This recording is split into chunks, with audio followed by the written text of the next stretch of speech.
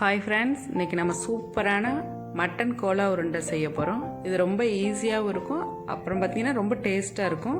வாங்க இது எப்படி செய்யலான்னு பார்க்கலாம். இது வரைக்கும் நம்ம சேனலை சப்ஸ்கிரைப் பண்ணாதவங்க சப்ஸ்கிரைப் பண்ணிடுங்க, கூடவே அந்த பெல் ஐக்கானையும் கிளிக் பண்ணிடுங்க. வாங்க இப்போ வீடியோக்குள்ளே போகலாம். இதுக்கு தேவையான பொருள் என்னென்னு பார்த்தீங்கன்னா, நான் 1/4 கிலோ மட்டன் எடுத்து வச்சுருக்கேன். கொத்துக்கறியாக கடையில் கேட்டிங்கன்னா அவங்களே பண்ணி கொடுத்துருவாங்க. இதெல்லாம் பார்த்தீங்கன்னா நம்ம அரைச்சி எடுத்துக்கிற போகிறோம். 1 ஸ்பூன் சோம்பு, கருவேப்பிலை, கொஞ்சமாக இஞ்சி, 2 பூண்டு, 1 பச்சை மிளகாய், 1 ஏலக்காய், 2 கிராம்பு, இதெல்லாத்தையும் அரைச்சி எடுத்துக்கிற போகிறோம். 1 ஸ்பூன் மிளகாத்தூள், 1/2 ஸ்பூன் மஞ்சள் தூள், கடலை மாவு தேவையான அளவு எடுத்துக்கோங்க.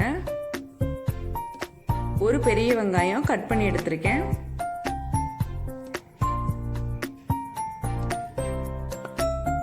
எண்ணெய் தேவையான அளவு எடுத்துக்கிறேங்க. உப்பு தேவையான அளவு. வாங்க எப்படி செய்யலான்னு பார்க்கலாம். இப்போ இது எல்லாத்தையும் அரைச்சி எடுத்துக்கிறலாம். நம்ம சோம்பு, ஏலக்காய், கிராம்பு, இது இஞ்சி, பூண்டு, பச்சை மிளகாய், கருவேப்பிலை, இது எல்லாத்தையும் நம்ம அரைச்சி எடுத்துக்கிறலாம். இப்போ நைஸெல்லாம் அரைக்க வேணாம், கொஞ்சம் நொரன்னு அரைச்சி எடுத்துக்குங்க. இப்படி அரைச்சி எடுத்துக்கிறேங்க.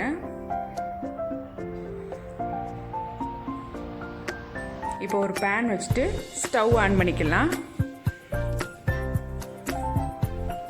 முதல்ல நம்ம மட்டனை வதக்கி எடுத்துக்கிறணும்.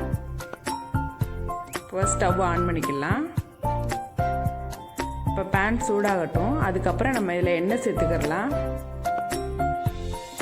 நான் இன்னைக்கு 2 ஸ்பூன் எண்ணெய் எடுத்திருக்கேன்.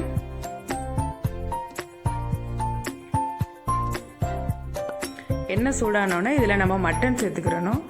நம்ம கொத்துக்கறியாக வாங்கினதுனால நம்ம மிக்சியில் போட்டு முதல்ல அரைக்க தேவையில்லை. நீங்கள் கொத்துக்கறியாக வாங்கலைன்னா முன்னாடியே மிக்சியில் போட்டு அரைச்சி எடுத்துக்கிறங்க. இப்படி கொத்துக்கறியாக வாங்கிக்கிறேங்க. இல்லைன்னா இப்படி கட் பண்ணி கூட எடுத்துக்கிறங்க, பெரிய சைஸு மட்டனாக இருந்துச்சுன்னா. இப்போ இது எல்லாத்தையும் நம்ம பேனில் போட்டு வறுத்து எடுத்துக்கிறலாம். எண்ணெய் சூடாயிருச்சு. இப்போ நம்ம இது எல்லாத்தையும் சேர்த்துக்கிறலாம்.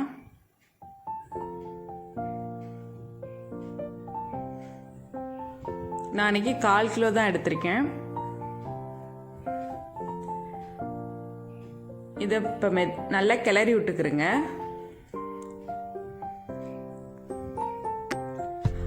இதில் பார்த்தீங்கன்னா அந்த மட்டனில் உள்ள தண்ணி பூரா வெளியில் போய் அந்த மட்டன் ரொம்ப ட்ரையாக இருக்கணும். அப்போ தான் நம்ம மிக்சியில் அரைக்கையில் நல்லாயிருக்கும், உருண்டை பிடிக்கவும் நல்லாயிருக்கும்.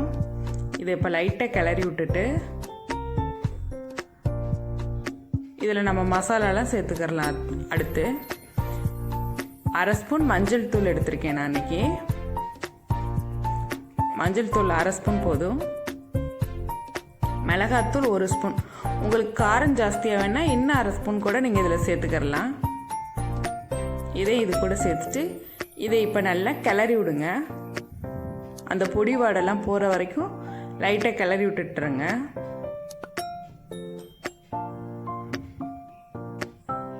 இதுக்கப்புறம் நம்ம அரைச்சி வச்சுருக்கோம்ல மசாலா, அதை இது கூட சேர்த்துக்கிறலாம். நம்ம இது ரொம்ப டேஸ்ட்டாக இருக்கும். கண்டிப்பாக உங்கள் வீட்டில் ட்ரை பண்ணி பாருங்கள், எல்லாருக்குமே ரொம்ப பிடிக்கும். அப்புறம் பார்த்திங்கன்னா ரொம்ப ஈஸியாகவும் இருக்கும் இது செய்கிறதுக்கு. இந்த மசாலா தாங்க மெயின். இது கூட உப்பு சேர்த்துக்கிறேங்க தேவையான அளவு.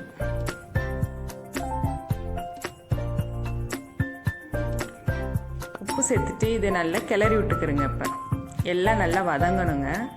இதில் வெங்காயம் பார்த்தீங்கன்னா நம்ம ஸ்டவ் ஆஃப் பண்ணதுக்கு அப்புறம் இதில் போட்டு கிளறி விட்டுட்டு நம்ம அரைச்சிக்கிறலாம். ஏன்னா வெங்காயம் போட்டு இதில் வதக்க வேணாம். நம்ம இதை இப்போ நல்லா கிளறி விட்டுக்கிறேங்க. ஒரு சில பேர் பார்த்தீங்கன்னா நம்ம மட்டன் அரைச்சி வச்சதுக்கப்புறம் வெங்காயம் சேர்த்துக்கிடுவாங்க. ஆனால் நான் இப்போ மட்டன் வதக்கையிலேயே நான் வெங்காயம் சேர்த்துக்கிடுவேன். வெங்காயத்தை வதக்க வேணாம், லாஸ்ட்டாக ஒரு கிளறி விட்டால் போதும். போட்டு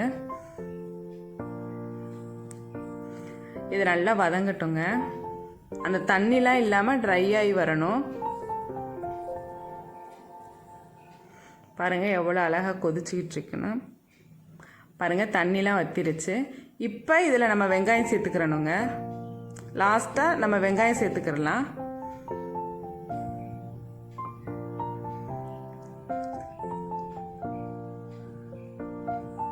இப்போ நான் இதில் வெங்காயம் சேர்த்துட்டேன்.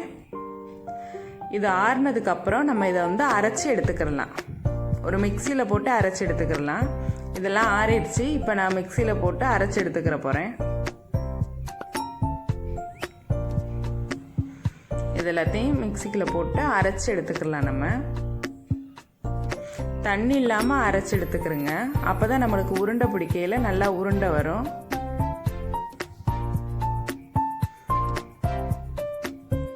பாருங்க இப்படி அரைச்சி எடுத்துக்கிறோங்க. இது கூட பார்த்தீங்கன்னா நம்ம கடலை மாவு சேர்த்துக்கிறணும். கடலை மாவு வந்து மொறுமொறுப்பாக இருக்கும் நல்லா. அதனால கம்மியாகவே சேர்த்துக்கிறேங்க, நிறையெல்லாம் வேணாம். ஒரு 2-3 ஸ்பூன் சேர்த்துக்கிட்டா போதும். சேர்த்துட்டு இதை இப்போ நல்லா கிளறி விட்டுக்கிறேங்க. இதை நல்லா கிளறி விட்டுருங்க. உப்பு எல்லாம் இருக்கான்னு செக் பண்ணிக்கிறேங்க. இதை நல்லா கிளறிட்டு சின்ன சின்ன உருண்டையாக தான் பிடிக்கணும், பெருசாக செஞ்சிடாதீங்க. இப்படி குட்டி குட்டியாக உருண்டை பிடிச்சி வச்சுக்கிறேங்க. அந்த மட்டனில் வந்து அந்த ஜவுலாக இருக்கும்ல, அதெல்லாம் எடுக்க சொல்லிடுங்க. அது இருந்துச்சுன்னா நம்மளுக்கு உருண்டை வராது. ஒரு பேன் வச்சுட்டு ஸ்டவ் ஆன் பண்ணிக்கலாம். இது ஆன் பண்ணதுக்கப்புறம் நம்ம இதில் தேவையான அளவு எண்ணெய் சேர்த்துக்கலாம். பொரிச்சு எடுக்கிறதுக்கு கோலா உருண்டைய இதில் தேவையான அளவு எண்ணெய் சேர்த்துக்கிறேங்க. எண்ணெய் பார்த்தீங்கன்னா ரொம்ப சூடாக இருக்கக்கூடாது. அதே மட்டும் ரொம்ப சிம்மில் வச்சிடாதீங்க. ஒரு உருண்டெல்லாம் அப்படியே உடஞ்ச மட்டும் வந்துடும். எண்ணெய் சூடானதுக்கப்புறம் நம்ம இதில் வந்து கோலா உருண்டை போட்டு பொரிச்சு எடுத்துக்கலாம். எண்ணெய் நல்லா சூடாயிருச்சு. இப்போ நம்ம இதில் வந்து அந்த உருண்டை பிடிச்சி வச்சுருக்கோம்ல மட்டன், அதெல்லாம் இதில் சேர்த்துக்கலாம். ஒன்று ஒன்றா சேர்த்துக்கிறேங்க. சிம்மில் வச்சிடாதீங்க. சிம்மில் வச்சிங்கன்னா அந்த மட்டன்லாம் அந்த விரிஞ்சது மட்டும் வந்துடும். இது ரொம்ப ஈஸியாக இருக்குங்க. இதை குழந்தையெல்லாம் ரொம்ப விரும்பி சாப்பிடுவாங்க. பாருங்கள் நல்லா கலர் மாதிரி வருது.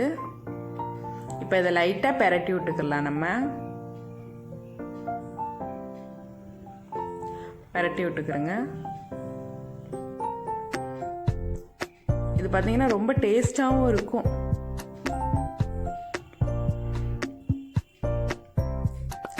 இதை நல்லா தனித்தனியாக பரட்டி விட்டுக்கிறேங்க.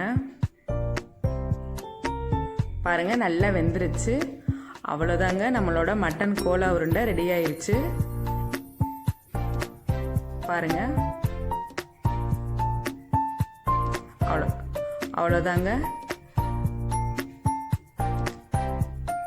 இது பிடிச்சிருந்துச்சுன்னா எங்கள் சேனலை லைக் பண்ணுங்கள், ஷேர் பண்ணுங்கள், சப்ஸ்கிரைப் பண்ணுங்கள். தேங்க்யூ.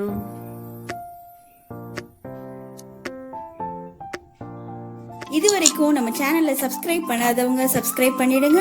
கூடவே அந்த பெல் ஐக்கானையும் கிளிக் பண்ணிடுங்க.